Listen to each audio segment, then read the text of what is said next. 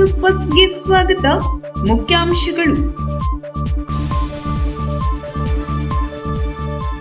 ಯಾವೊಬ್ಬ ಅರ್ಹ ಮತದಾರನು ಪಟ್ಟಿಯಿಂದ ಬಿಟ್ಟು ಹೋಗಬಾರದು. ಬಿಎಲ್ಒಗಳಿಗೆ ಶಾಸಕ ಭೀಮಣ್ಣ ನಾಯ್ಕ ಸೂಚನೆ.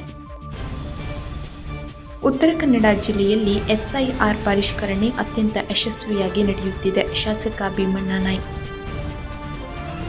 ಡಿಸೆಂಬರ್ 20ಕ್ಕೆ ಬೆಂಗಳೂರಿನಲ್ಲಿ ಹವ್ಯಕ ಮಹಿಳಾ ಸಮಾವೇಶ, 83 ಮಹಿಳಾ ವೇದಿಕೆಗಳ ಸ್ಥಾಪನೆಗೆ ಮಹಾಸಭೆ ನಿರ್ಧಾರ. ಡಾಕ್ಟರ್ ಗಿರಿಧರ್ ಕಜೆ.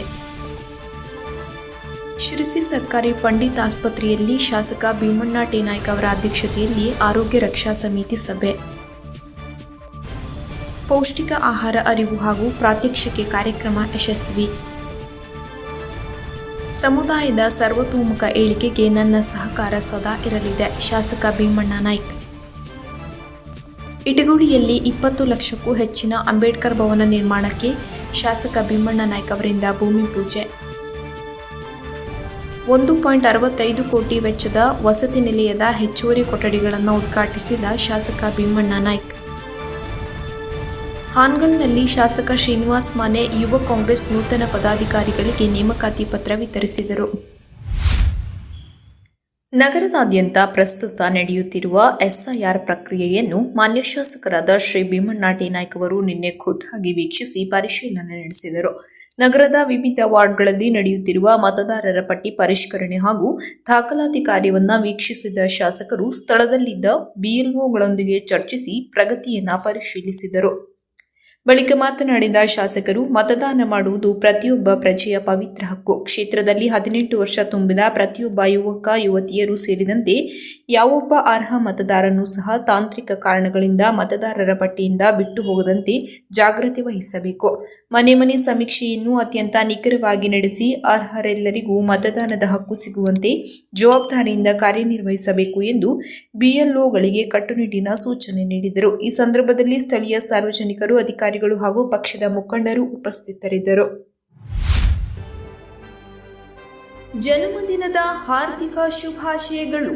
ಸಹಕಾರಿ ರಂಗದಲ್ಲಿ ಹೊಸ ತಲೆಮಾರಿನ ವ್ಯಕ್ತಿಯಾಗಿ, ಅದರಲ್ಲೂ ವಿಶೇಷವಾಗಿ ಜಿಲ್ಲೆಯ ಹೈನುಗಾರಿಕೆ ಕ್ಷೇತ್ರದ ಶಕ್ತಿಯಾಗಿರುವ ಮತ್ತು ಸದಾ ರೈತರ ಧ್ವನಿಯಾಗಿರುವ ಆಶಾ ಕಿರಣ, ಧಾರವಾಡ ಹಾಲು ಒಕ್ಕೂಟದ ಉಪಾಧ್ಯಕ್ಷ ಹಾಗೂ ಕೆಡಿಸಿಸಿ ಬ್ಯಾಂಕ್ ನಿರ್ದೇಶಕರಾದ ಶ್ರೀ ಕೆಶಿನ್ಮನೆ ಸುರೇಶ್ ಚಂದ್ರ ಹೆಗಡೆ ಅವರಿಗೆ ಜನ್ಮದಿನದ ಹಾರ್ದಿಕ ಶುಭಾಶಯಗಳು. ಸನ್ಮಿತ್ರರಾದ ಹೆಗಡೆ ಅವರಿಗೆ ಆಯುಷ್ಯ ಆರೋಗ್ಯ ಕರುಣಿಸಿ ಹೆಚ್ಚಿನ ಸೇವೆ ಮಾಡುವ ಶಕ್ತಿ ನೀಡಲಿ ಎಂದು ಶ್ರೀದೇವರಲ್ಲಿ ಪ್ರಾರ್ಥಿಸುವ ಶ್ರೀ ಭೀಮಣ್ಣ ಟಿ ನಾಯ್ಕ, ಶಾಸಕರು, ಶಿರಸಿ ಸಿದ್ದಾಪುರ ವಿಧಾನಸಭಾ ಕ್ಷೇತ್ರ. ಕೇಂದ್ರ ಚುನಾವಣಾ ಆಯೋಗ ಜಾರಿಗೆ ತಂದಿರುವ ಮತದಾರರ ಪಟ್ಟಿ ತೀವ್ರ ಪರಿಷ್ಕರಣೆ ಉತ್ತರ ಕನ್ನಡ ಜಿಲ್ಲೆಯಲ್ಲಿ ಅತ್ಯಂತ ಯಶಸ್ವಿಯಾಗಿ ನಡೆಯುತ್ತಿದೆ ಎಂದು ಶಾಸಕ ಭೀಮಣ್ಣ ನಾಯ್ಕ ಅವರು ನಗರದ ಡಾಕ್ಟರ್ ಬಿಆರ್ ಅಂಬೇಡ್ಕರ್ ಬಾಲಕಿಯರ ಮೆಟ್ರಿಕ್ ಪೂರ್ವ ವಸತಿ ನಿಲಯದಲ್ಲಿ ಮಾಧ್ಯಮ ಹೇಳಿಕೆ ನೀಡಿದರು. ಈ ಒಂದು ಮತದಾರರ ಪಟ್ಟಿ ತೀವ್ರ ಪರಿಷ್ಕರಣೆಯಿಂದ ಅರ್ಹ ಮತದಾರರು ಯಾವುದೇ ಕಾರಣಕ್ಕೂ ಮತದಾರರ ಪಟ್ಟಿಯಿಂದ ಹೊರಗೆ ಉಳಿಯಬಾರದು. ಆ ನಿಟ್ಟಿನಲ್ಲಿ ನಮ್ಮ ಉತ್ತರ ಕನ್ನಡ ಜಿಲ್ಲೆಯ ಅಧಿಕಾರಿಗಳು ಮತ್ತು ಬಿಎಲ್ಒಗಳು ಅತ್ಯಂತ ಸಮರ್ಪಕವಾಗಿ ನಿಭಾಯಿಸಿದ್ದಾರೆ ಎಂದು ಹೇಳಿದರು. ಎಲ್ರಿಗೂ ನಮಸ್ಕಾರ. ಇವತ್ತು ಕೇಂದ್ರ ಚುನಾವಣಾ ಆಯೋಗ ತಂದಿರತಕ್ಕಂಥ ಎಸ್ಆರ್ಐ ಆ ಕಾರ್ಯಕ್ರಮ ಇಡೀ ದೇಶದಲ್ಲಿ ಮತ್ತು ನಮ್ಮ ರಾಜ್ಯದಲ್ಲೂ ಕೂಡ ಬಹಳ ಚೆನ್ನಾಗಿ ಒಳ್ಳೆಯ ಪ್ರಗತಿಯಿಂದ ನಡೆಯುವಂಥದ್ದು. ಇಲ್ಲಿ ರಾಜ್ಯ ಚುನಾವಣಾ ಆಯೋಗವು ಕೂಡ ಬಹಳ ವ್ಯವಸ್ಥಿತವಾಗಿ ಇಲ್ಲಿರ್ತಕ್ಕಂಥ ಎಲ್ಲ ಅಧಿಕಾರಿಗಳ ಮುಖಾಂತರ ಯಾವೊಬ್ಬ ಮತದಾರ ಮತದ ಹಕ್ಕನ್ನು ಕಳ್ಕೊಳ್ಬಾರ್ದು ಅನ್ನೋಂಥ ವಿಚಾರದಲ್ಲಿ ಭಾಳ ವ್ಯವಸ್ಥಿತವಾಗಿ ಮಾಡಿರ್ತಕ್ಕಂಥ ಜಿಲ್ಲಾಡಳಿತಕ್ಕೆ ನಾನು ಅಭಿನಂದನೆ ಬಯಸ್ತೀನಿ. ನಾನು ಇವತ್ತು ನನ್ನ ಕ್ಷೇತ್ರ ಇರ್ತಕ್ಕಂಥ ಶಿರಸಿ ಸಿದ್ದಾಪುರದಲ್ಲೂ ಕೂಡ ಸಾಕಷ್ಟು ವ್ಯವಸ್ಥಿತವಾಗಿ ಬರೀ ಬೂತ್ ಮಟ್ಟದಲ್ಲೂ ಕೂಡ ಆಯಾ ಭಾಗದ ಅಧಿಕಾರಿಗಳನ್ನು, ಆಯಾ ನಮ್ಮ ಅಂಗನವಾಡಿ ಶಿಕ್ಷಕರಿರ್ಬೋದು ಮತ್ತು ರೆವಿನ್ಯೂ ಡಿಪಾರ್ಟ್ಮೆಂಟ್ ಇರ್ಬೋದು, ಎಲ್ಲರನ್ನೂ ಕೂಡ ಆ ಕಾರ್ಯದಲ್ಲಿ ತೊಡಗಿಸಿ ಪ್ರತಿಯೊಬ್ಬರ ಮನೆಗೆ ಹೋಗಿ ಇವತ್ತು ಆ ಒಂದು ಯಾವೊಬ್ಬ ವ್ಯಕ್ತಿ ಮತದಾರ ಯಾದಿಯಿಂದ ತಪ್ಪಾರ್ದು ಅನ್ನೋಂಥ ವಿಚಾರ ಇವತ್ತು ಸರ್ಕಾರದ ಏನಿದೆಯೋ ಅದು ಭಾಳ ಸರ್ಕಾರಕ್ಕೆ ಧನ್ಯವಾದ ಹೇಳಕ್ಕೆ ಬಯಸ್ತೀನಿ. ನಾನು ಈ ವಿಚಾರದಲ್ಲಿ ಕೂಡ ನಾನು ಜನ್ಮದಿನದ ಹಾರ್ದಿಕ ಶುಭಾಶಯಗಳು.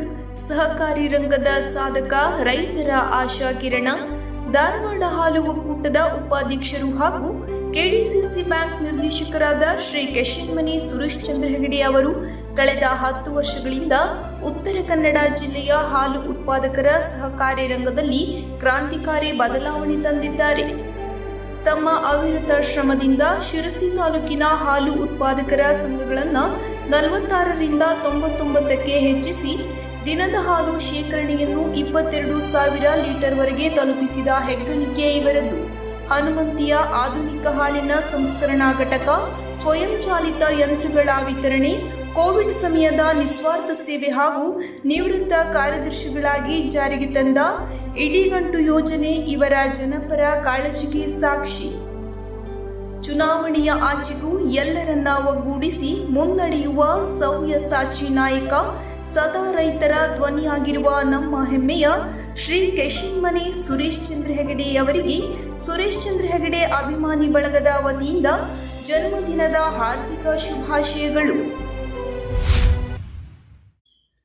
ಅಖಿಲ ಹವ್ಯಕ ಮಹಾಸಭೆಯ ವತಿಯಿಂದ ಡಿಸೆಂಬರ್ 20ರಂದು ಬೆಂಗಳೂರಿನಲ್ಲಿ ರಾಜ್ಯಮಟ್ಟದ ಹವ್ಯಕ ಮಹಿಳಾ ಸಮಾವೇಶ ಆಯೋಜಿಸಲಾಗಿದ್ದು, ಮಹಾಸಭೆಯ 83ನೇ ವರ್ಷದ ಸಂಭ್ರಮದ ಅಂಗವಾಗಿ ದೇಶ ವಿದೇಶಗಳಲ್ಲಿ ಒಟ್ಟು 83 ಹವ್ಯಕ ಮಹಿಳಾ ವೇದಿಕೆಗಳನ್ನು ಸ್ಥಾಪಿಸಲಾಗುವುದು ಎಂದು ಮಹಾಸಭೆಯ ಅಧ್ಯಕ್ಷ ಹಾಗೂ ಖ್ಯಾತ ವೈದ್ಯ ಡಾಕ್ಟರ್ ಗಿರಿಧರ್ ಕಜೆ ಹೇಳಿದರು. ನಗರದ ಪೋಗ ಭವನದಲ್ಲಿ ಭಾನುವಾರ ಹವ್ಯಕ ಮಹಾಸಭೆಯ ಮಹಿಳಾ ವೇದಿಕೆ ಉದ್ಘಾಟನಾ ಸಮಾರಂಭದ ಅಧ್ಯಕ್ಷತೆ ವಹಿಸಿ ಅವರು ಮಾತನಾಡಿದರು. ಮಹಾಸಭೆಯ 83ನೇ ವರ್ಷದ ಅಂಗವಾಗಿ 83 ಮಹಿಳಾ ವೇದಿಕೆಗಳನ್ನು ಆರಂಭಿಸಲಾಗುತ್ತಿದೆ. ಅವುಗಳಲ್ಲಿ 8 ವಿದೇಶಗಳಲ್ಲಿ, 8 ಹೊರ ರಾಜ್ಯಗಳಲ್ಲಿ ಹಾಗೂ ಉಳಿದವು ಕರ್ನಾಟಕದ ವಿವಿಧ ಭಾಗಗಳಲ್ಲಿ ಕಾರ್ಯಾರಂಭ ಮಾಡಲಿವೆ. ಈಗಾಗಲೇ 18 ಪ್ರಾಂತ್ಯಗಳ ಮಹಿಳಾ ವೇದಿಕೆಗಳು ಉದ್ಘಾಟನೆಗೊಂಡಿರುತ್ತವೆ. ಹವ್ಯಕರು ಹೆಚ್ಚಿನ ಸಂಖ್ಯೆಯಲ್ಲಿ ನೆಲೆಸಿರುವ ಪ್ರದೇಶಗಳಿಗೆ ಆದ್ಯತೆ ನೀಡಿ ಮುಂದಿನ 2 ತಿಂಗಳೊಳಗೆ ಉಳಿದ ಎಲ್ಲಾ ವೇದಿಕೆಗಳನ್ನು ಉದ್ಘಾಟಿಸಲಾಗುವುದು ಎಂದರು. ಹವ್ಯಕ ಸಮಾಜ ಸಂಸ್ಕೃತಿ, ಸಂಸ್ಕಾರ ಮತ್ತು ಶ್ರೇಷ್ಠ ಜೀವನ ಮೌಲ್ಯಗಳನ್ನು ಉಳಿಸಿ ಬೆಳೆಸುವಲ್ಲಿ ಸದಾ ಮುಂಚೂಣಿಯಲ್ಲಿದೆ. ಈ ಪರಂಪರೆಯನ್ನ ಮುಂದಿನ ಪೀಳಿಗೆಗೂ ತಲುಪಿಸುವ ಜವಾಬ್ದಾರಿಯನ್ನ ಎಲ್ಲರೂ ಹೊತ್ತುಕೊಳ್ಳಬೇಕೆಂದು ಅವರು ಕರೆ ನೀಡಿದರು. ಈ ಸಂದರ್ಭದಲ್ಲಿ ರೇಖಾ ಸತೀಶ್ ಭಟ್, ಭವ್ಯ ಹಳೆಯೂರು, ಗಾಯತ್ರಿ ರಾಘವೇಂದ್ರ, ಮಹಾಸಭೆಯ ಉಪಾಧ್ಯಕ್ಷ RM ಹೆಗಡೆ ಬಾಳಿಸರ, ಕಾರ್ಯದರ್ಶಿ ಆದಿತ್ಯ ಕಲ್ಗಾರು, ನಿರ್ದೇಶಕರಾದ ಶಶಾಂಕ್ ಹೆಗಡೆ ಶೀಗಿಹಳ್ಳಿ ಹಾಗೂ GM ಭಟ್ ಗಾಚಿನಮನೆ ಸೇರಿದಂತೆ ಹಲವರು ಉಪಸ್ಥಿತರಿದ್ದರು. ಸ್ಥಳೀಯ ಸರ್ಕಾರಿ ಪಂಡಿತ್ ಸಾರ್ವಜನಿಕ ಆಸ್ಪತ್ರೆಯ ಪ್ರಗತಿ ಹಾಗೂ ಸಾರ್ವಜನಿಕರಿಗೆ ಸಿಗುತ್ತಿರುವ ವೈದ್ಯಕೀಯ ಸೌಲಭ್ಯಗಳ ಕುರಿತು ಮನ್ಯ ಶಿರಸಿ ಸಿದ್ದಾಪುರ ಕ್ಷೇತ್ರದ ಶಾಸಕರಾದ ಶ್ರೀ ಭೀಮಣ್ಣ ಟಿ ನಾಯ್ಕ ಅವರ ಅಧ್ಯಕ್ಷತೆಯಲ್ಲಿ ಇಂದು ಆರೋಗ್ಯ ರಕ್ಷಾ ಸಮಿತಿ ಮಹತ್ವದ ಸಭೆ ಜರುಗಿತು. ಆಸ್ಪತ್ರೆಯ ಸಭಾಂಗಣದಲ್ಲಿ ನಡೆದ ಈ ಸಭೆಯಲ್ಲಿ ಪಾಲ್ಗೊಂಡ ಶಾಸಕರು ಆಸ್ಪತ್ರೆಯ ಪ್ರಸ್ತುತ ಕಾರ್ಯವೈಖರಿ, ರೋಗಿಗಳಿಗೆ ಲಭ್ಯವಿರುವ ಸೌಲಭ್ಯಗಳು, ಅಗತ್ಯವಿರುವ ಮೂಲಸೌಕರ್ಯಗಳು ಹಾಗೂ ಔಷಧಿಗಳ ದಾಸ್ತಾನಿನ ಕುರಿತು ಮುಖ್ಯ ವೈದ್ಯಾಧಿಕಾರಿಗಳಿಂದ ಸಮಗ್ರ ಮಾಹಿತಿ ಪಡೆದುಕೊಂಡರು. ಸಭೆಯಲ್ಲಿ ಶಾಸಕರ ಪ್ರಮುಖ ಸೂಚನೆಗಳು: ಗುಣಮಟ್ಟದ ಚಿಕಿತ್ಸೆ, ಆಸ್ಪತ್ರೆಗೆ ಬರುವ ಬಡ ಹಾಗೂ ಮಧ್ಯಮ ವರ್ಗದ ರೋಗಿಗಳಿಗೆ ಯಾವುದೇ ತೊಂದರೆಯಾಗದಂತೆ ಗುಣಮಟ್ಟದ ಚಿಕಿತ್ಸೆ ಮತ್ತು ಕರುಣಾಜನಕ ಸೇವೆ ನೀಡಬೇಕು. ಶಿಸ್ತು ಮತ್ತು ಸ್ವಚ್ಛತೆಯ ಆವರಣದಲ್ಲಿ ಸದಾ ಸ್ವಚ್ಛತೆಯನ್ನು ಕಾಪಾಡಿಕೊಳ್ಳಬೇಕು ಹಾಗೂ ಸಿಬ್ಬಂದಿಗಳು ಕರ್ತವ್ಯ ಪ್ರಜ್ಞೆಯಿಂದ ಕೆಲಸ ನಿರ್ವಹಿಸಬೇಕು. ಸೌಲಭ್ಯಗಳ ಸದ್ಬಳಕೆ: ಸರ್ಕಾರದಿಂದ ಬರುವ ಸೌಲಭ್ಯಗಳು ಮತ್ತು ಅನುದಾನಗಳು ಅರ್ಹ ರೋಗಿಗಳಿಗೆ ಸರಿಯಾದ ಸಮಯಕ್ಕೆ ತಲುಪುವಂತಾಗಬೇಕೆಂದು ವೈದ್ಯಾಧಿಕಾರಿಗಳಿಗೆ ಸೂಚನೆ ನೀಡಿದರು. ಸಭೆಯಲ್ಲಿ ಜಿಲ್ಲಾ ಆರೋಗ್ಯಾಧಿಕಾರಿಗಳು, ಸಹಾಯಕ ಆಯುಕ್ತರು, ಡಿವೈಎಸ್ಪಿ, ತಾಲೂಕು ಪಂಚಾಯತ್ ಕಾರ್ಯನಿರ್ವಾಹಕ ಅಧಿಕಾರಿಗಳು, ಆಸ್ಪತ್ರೆಯ ಮುಖ್ಯ ವೈದ್ಯಾಧಿಕಾರಿಗಳು, ಆರೋಗ್ಯ ರಕ್ಷಾ ಸಮಿತಿಯ ಪದಾಧಿಕಾರಿಗಳು, ಪ್ರಮುಖ ಜನಪ್ರತಿನಿಧಿಗಳು ಹಾಗೂ ಆಸ್ಪತ್ರೆಯ ಆಡಳಿತ ಮಂಡಳಿಯ ಸಿಬ್ಬಂದಿಗಳು ಉಪಸ್ಥಿತರಿದ್ದರು. ಶ್ರೀ ಕ್ಷೇತ್ರ ಧರ್ಮಸ್ಥಳ ಗ್ರಾಮಾಭಿವೃದ್ಧಿ ಯೋಜನೆ BC ಟ್ರಸ್ಟ್ ಶಿರಸಿ ಮಹಿಳಾ ಜ್ಞಾನ ವಿಕಾಸ ಕಾರ್ಯಕ್ರಮದ ಅಡಿಯಲ್ಲಿ ಪೌಷ್ಟಿಕ ಆಹಾರ ಅರಿವು ಕಾರ್ಯಕ್ರಮವನ್ನು ಸರ್ಕಾರಿ ಹಿರಿಯ ಪ್ರಾಥಮಿಕ ಶಾಲೆ ಹೂತನ ಜಾನ್ಮನೆ ಸಭಾಭವನದಲ್ಲಿ ನಡೆಸಲಾಯಿತು. ಸ್ಥಳೀಯವಾಗಿ ಲಭ್ಯವಿರುವ ಆಹಾರ ಪದಾರ್ಥಗಳನ್ನು ಬಳಸಿಕೊಂಡು ಸಮತೋಲಿತ ಹಾಗೂ ಪೌಷ್ಟಿಕ ಆಹಾರ ತಯಾರಿಸುವುದು ಇಂದಿನ ದಿನಗಳಲ್ಲಿ ಅತ್ಯಗತ್ಯವಾಗಿದೆ ಎಂದು ಜಾನ್ಮನೆ ಗ್ರಾಮ ಪಂಚಾಯತ್ ಅಭಿವೃದ್ಧಿ ಅಧಿಕಾರಿ ಕಲ್ಲಪ್ಪ ಅವರು ಅಭಿಪ್ರಾಯಪಟ್ಟರು. ಅವರು ತಾಲೂಕಿನ ಜಾನ್ಮನೆ ವಲಯದ ಹುಣಸೆಕೊಪ್ಪ ಕಾರ್ಯಕ್ಷೇತ್ರದ ಜ್ಞಾನ ಜ್ಯೋತಿಶ್ರೀ ಜ್ಞಾನ ವಿಕಾಸ ಕೇಂದ್ರದಲ್ಲಿ ಹಮ್ಮಿಕೊಳ್ಳಲಾಗಿದ್ದ ಪೌಷ್ಟಿಕ ಆಹಾರ ಅರಿವು ಹಾಗೂ ಪ್ರಾತ್ಯಕ್ಷಿಕೆ ಕಾರ್ಯಕ್ರಮವನ್ನು ದೀಪ ಬೆಳಗಿಸುವ ಮೂಲಕ ಉದ್ಘಾಟಿಸಿ ಮಾತನಾಡಿದರು. ಆರೋಗ್ಯಕರ ಜೀವನ ಶೈಲಿಯಲ್ಲಿ ಪೌಷ್ಟಿಕ ಆಹಾರದ ಮಹತ್ವ ಹಾಗೂ ಅದರ ಪಾತ್ರದ ಕುರಿತು PDO ಕಲ್ಲಪ್ಪ ಅವರು ಇದೇ ವೇಳೆ ಸಭಿಕರಿಗೆ ಸವಿಸ್ತಾರವಾಗಿ ಮಾಹಿತಿ ನೀಡಿದರು. ಕಾರ್ಯಕ್ರಮದ ಅಧ್ಯಕ್ಷತೆಯನ್ನು ಪಾರ್ವತಿಗೌಡ ವಹಿಸಿದ್ದರು. ಈ ಕಾರ್ಯಕ್ರಮದಲ್ಲಿ ಉಪಸ್ಥಿತರಿದ್ದ ಜ್ಞಾನ ವಿಕಾಸ ಸಮನ್ವಯಾಧಿಕಾರಿ ಮಲ್ಲಿಕಾ ಅವರು, ನಮ್ಮ ಅಡುಗೆ ಮನೆ ಆಸ್ಪತ್ರೆಯಾಗಿ ನಾವು ತಯಾರಿಸುವ ಆಹಾರವೇ ಔಷಧಿಯಾಗಿರಬೇಕು ಹಾಗೂ ದಿನನಿತ್ಯ ಜೀವನದಲ್ಲಿ ಉತ್ತಮ ಪೋಷಕಾಂಶ ಇರುವ ಆಹಾರವನ್ನು ಸೇವಿಸೋಣ ಎಂದು ಕಿವಿಮಾತು ತಿಳಿಸಿದರು. ಈ ಕಾರ್ಯಕ್ರಮದಲ್ಲಿ ಒಕ್ಕೂಟದ ಪದಾಧಿಕಾರಿಯಾದ ಸುಮಂಗಲ, ಸೇವಾ ಪ್ರತಿನಿಧಿ ಸಾವಿತ್ರಿ, ಪಲ್ಲವಿ, ಕೇಂದ್ರದ ಸದಸ್ಯರು ಉಪಸ್ಥಿತರಿದ್ದರು. ತಾಲೂಕಾ ನಾಮಧಾರಿ ಸಮಾಜದವರ ಅಭಿವೃದ್ಧಿ ಸಂಘದ ಪದಾಧಿಕಾರಿಗಳು ಹಾಗೂ ಪ್ರಮುಖರು ಶಾಸಕರಾದ ಶ್ರೀ ಭೀಮಣ್ಣ ಟೀನಾಯ್ಕ ಅವರನ್ನ ಭೇಟಿಯಾಗಿ ನಾಮಧಾರಿ ಸಮುದಾಯ ಭವನ ಕಟ್ಟಡದ ಮುಂದುವರೆದ ಕಾಮಗಾರಿಗೆ ವಿಶೇಷ ಅನುದಾನವನ್ನ ಮಂಜೂರು ಮಾಡುವಂತೆ ಕೋರಿ ಮನವಿ ಪತ್ರವನ್ನ ಸಲ್ಲಿಸಿದರು. ಸಮುದಾಯ ಭವನಗಳು ಸಮಾಜದ ಸಾಂಸ್ಕೃತಿಕ ಮತ್ತು ಸಾಮಾಜಿಕ ಒಗ್ಗಟ್ಟಿನ ಸಂಕೇತಗಳಾಗಿವೆ. ಈ ನಿಟ್ಟಿನಲ್ಲಿ ನಾಮಧಾರಿ ಸಮುದಾಯ ಭವನದ ಬಾಕಿ ಉಳಿದಿರುವ ಕಾಮಗಾರಿಯನ್ನ ಪೂರ್ಣಗೊಳಿಸಲು ಸರ್ಕಾರದ ಮಟ್ಟದಲ್ಲಿ ವಿಶೇಷ ಅನುದಾನವನ್ನ ತರುವ ನಿಟ್ಟಿನಲ್ಲಿ ಪ್ರಾಮಾಣಿಕವಾಗಿ ಶ್ರಮಿಸುವುದಾಗಿ ಹಾಗೂ ಸಕಾರಾತ್ಮಕವಾಗಿ ಸ್ಪಂದಿಸುವುದಾಗಿ ಶಾಸಕರು ಭರವಸೆ ನೀಡಿದ್ದಾರೆ. ಸಮುದಾಯದ ಸರ್ವತೋಮುಖ ಏಳಿಗೆಗೆ ನನ್ನ ಸಹಕಾರ ಸದಾ ಇರಲಿದೆ ಎಂದು ತಿಳಿಸಿದ್ದಾರೆ. ತಾಲೂಕಿನ ಇಟಗುಳಿ ಗ್ರಾಮ ಪಂಚಾಯಿತಿ ವ್ಯಾಪ್ತಿಯಲ್ಲಿ ಪರಿಶಿಷ್ಟ ಜಾತಿ ಮತ್ತು ಪರಿಶಿಷ್ಟ ಪಂಗಡದ ಸಮುದಾಯಗಳ ಹಾಗೂ ಸಾರ್ವಜನಿಕರ ಬಹುದಿನಗಳ ಬೇಡಿಕೆಯಾಗಿದ್ದ ಡಾಕ್ಟರ್ ಬಿಆರ್ ಅಂಬೇಡ್ಕರ್ ಭವನ ನಿರ್ಮಾಣಕ್ಕೆ ಮಾನ್ಯ ಶಾಸಕರಾದ ಶ್ರೀ ಭೀಮಣ್ಣ ಟೀನಾಯ್ಕ ಅವರು ಇಂದು ಅಧಿಕೃತವಾಗಿ ಭೂಮಿ ಪೂಜೆ ನೆರವೇರಿಸಿದರು. ಸಮಾಜ ಕಲ್ಯಾಣ ಇಲಾಖೆಯ ವತಿಯಿಂದ ಸುಮಾರು 20 ಲಕ್ಷ ರೂಪಾಯಿಗಳ ಅಂದಾಜು ವೆಚ್ಚದಲ್ಲಿ ಈ ಸುಸಜ್ಜಿತ ಭವನ ನಿರ್ಮಾಣಗೊಳ್ಳುತ್ತಿದ್ದು, ಭೂಮಿ ಪೂಜೆ ನೆರವೇರಿಸಿ ಶಾಸಕರು ಸಾರ್ವಜನಿಕರನ್ನ ಉದ್ದೇಶಿಸಿ ಮಾತನಾಡಿದರು. ಶಾಸಕರ ಭಾಷಣದ ಪ್ರಮುಖ ಅಂಶಗಳು: ಅಂಬೇಡ್ಕರ್ ವಿಚಾರಧಾರೆ ಎಲ್ಲರಿಗೂ ಪ್ರೇರಣೆ. ಸಂವಿಧಾನ ಶಿಲ್ಪಿ ಡಾಕ್ಟರ್ ಬಿಆರ್ ಅಂಬೇಡ್ಕರ್ ಅವರ ವಿಚಾರಧಾರೆಗಳು ಮತ್ತು ತತ್ವಗಳು ಕೇವಲ ಒಂದು ಸಮುದಾಯಕ್ಕೆ ಸೀಮಿತವಲ್ಲ, ಅವರು ಇಡೀ ದೇಶದ ಆಸ್ತಿ. ಅವರ ಹೆಸರಿನಲ್ಲಿ ನಿರ್ಮಾಣವಾಗುತ್ತಿರುವ ಈ ಭವನವು ಸಮಾಜದ ಸರ್ವತೋಮುಖ ಬೆಳವಣಿಗೆಗೆ ಸಾಂಸ್ಕೃತಿಕ ಮತ್ತು ಶೈಕ್ಷಣಿಕ ಚಟುವಟಿಕೆಗಳ ಕೇಂದ್ರ ಬಿಂದುವಾಗಿರಬೇಕು ಎಂದು ಶಾಸಕರು ಆಶಯ ವ್ಯಕ್ತಪಡಿಸಿದರು. ಗುಣಮಟ್ಟದ ಕಾಮಗಾರಿಗೆ ಸೂಚನೆ: ಈ ಭವನವು ಸುದೀರ್ಘಕಾಲ ಸಾರ್ವಜನಿಕರ ಬಳಕೆಗೆ ಸಿಗುವಂತಾಗಲು ಕಾಮಗಾರಿಯನ್ನು ಅತ್ಯಂತ ಗುಣಮಟ್ಟದಿಂದ ಹಾಗೂ ನಿಗದಿತ ಅವಧಿಯೊಳಗೆ ಪೂರ್ಣಗೊಳಿಸುವಂತೆ ಸಂಬಂಧಪಟ್ಟ ಅಧಿಕಾರಿಗಳಿಗೆ ಹಾಗೂ ಗುತ್ತಿಗೆದಾರರಿಗೆ ಶಾಸಕರು ಸ್ಥಳದಲ್ಲೇ ಸೂಚನೆ ನೀಡಿದರು. ಕ್ಷೇತ್ರದ ಅಭಿವೃದ್ಧಿಗೆ ಬದ್ಧತೆ: ಶಿರಸಿ ಸಿದ್ದಾಪುರ ಕ್ಷೇತ್ರದ ಗ್ರಾಮೀಣ ಭಾಗಗಳ ಮೂಲಸೌಕರ್ಯ ಅಭಿವೃದ್ಧಿಗೆ ತಾವು ಸದಾ ಬದ್ಧರಾಗಿದ್ದು, ಮುಂಬರುವ ದಿನಗಳಲ್ಲಿ ಇಟಗುಳಿ ಭಾಗಕ್ಕೆ ಇನ್ನೂ ಹೆಚ್ಚಿನ ಅನುದಾನ ತರುವುದಾಗಿ ಭರವಸೆ ನೀಡಿದರು. ಗ್ರಾಮೀಣ ಭಾಗದ ಜನರಿಗೆ ಸಾಮಾಜಿಕ ಮತ್ತು ಸಾಂಸ್ಕೃತಿಕ ಕಾರ್ಯಕ್ರಮಗಳನ್ನು ನಡೆಸಲು ಸೂಕ್ತ ಜಾಗದ ಕೊರತೆ ಇತ್ತು. ಈ ಅಂಬೇಡ್ಕರ್ ಭವನ ನಿರ್ಮಾಣದಿಂದ ಇಟಗುಳಿ ಮತ್ತು ಸುತ್ತಮುತ್ತಲಿನ ಗ್ರಾಮಸ್ಥರ ಬಹುದಿನಗಳ ಕನಸು ನನಸಾಗುತ್ತಿದೆ ಎಂದು ಶಾಸಕ ಭೀಮಣ್ಣ ಟೀನಾಯ್ಕ ಶಾಸಕರು ಅಭಿಪ್ರಾಯಪಟ್ಟರು. ಈ ಸಂದರ್ಭದಲ್ಲಿ ಸಮಾಜ ಕಲ್ಯಾಣ ಇಲಾಖೆಯ ಅಧಿಕಾರಿಗಳು, ಪ್ರಮುಖ ಮುಖಂಡರು, ವಿವಿಧ ಸಂಘಟನೆಗಳ ಪದಾಧಿಕಾರಿಗಳು, ದಲಿತ ಮುಖಂಡರು ಹಾಗೂ ಇಟಗುಳಿ ಗ್ರಾಮದ ನೂರಾರು ಸಾರ್ವಜನಿಕರು ಉಪಸ್ಥಿತರಿದ್ದು ಕಾರ್ಯಕ್ರಮವನ್ನು ಯಶಸ್ವಿಗೊಳಿಸಿದರು. ಸ್ಥಳೀಯ ಮುಖಂಡರು ಹಾಗೂ ಗ್ರಾಮಸ್ಥರು ಶಾಸಕರ ಅಭಿವೃದ್ಧಿ ಕಾರ್ಯವನ್ನು ಶ್ಲಾಘಿಸಿ ತಮಗೆ ಭವನ ಮಂಜೂರು ಮಾಡಿದ್ದಕ್ಕಾಗಿ ಕೃತಜ್ಞತೆ ಸಲ್ಲಿಸಿದರು. ವಿದ್ಯಾರ್ಥಿನಿಯರಿಗೆ ಉತ್ತಮ ಗುಣಮಟ್ಟದ ಶಿಕ್ಷಣ ಮತ್ತು ಸುರಕ್ಷಿತ ವಾಸ್ತವ್ಯ ಕಲ್ಪಿಸುವುದು ಸರ್ಕಾರದ ಪ್ರಮುಖ ಆದ್ಯತೆಯಾಗಿದೆ ಎಂದು ಶಿರಸಿ ಸಿದ್ದಾಪುರ ಕ್ಷೇತ್ರದ ಮಾನ್ಯ ಶಾಸಕರಾದ ಶ್ರೀ ಭೀಮಣ್ಣ ಟೀನಾಯ್ಕ ಅವರು ತಿಳಿಸಿದರು. ಅವರು ಇಂದು ಶಿರಸಿ ನಗರಸಭೆ ವ್ಯಾಪ್ತಿಯಲ್ಲಿನ ಡಾಕ್ಟರ್ ಬಿಆರ್ ಅಂಬೇಡ್ಕರ್ ಮೆಟ್ರಿಕ್ ಪೂರ್ವ ಬಾಲಕಿಯರ ವಸತಿ ನಿಲಯದಲ್ಲಿ ಸಮಾಜ ಕಲ್ಯಾಣ ಇಲಾಖೆಯ ವತಿಯಿಂದ 1.65 ಕೋಟಿ ವೆಚ್ಚದಲ್ಲಿ ನೂತನವಾಗಿ ನಿರ್ಮಿಸಲಾದ 6 ಹೆಚ್ಚುವರಿ ಕೊಠಡಿಗಳನ್ನು ರಿಬ್ಬನ್ ಕತ್ತರಿಸುವ ಮೂಲಕ ಉದ್ಘಾಟಿಸಿ ಮಾತನಾಡಿದರು.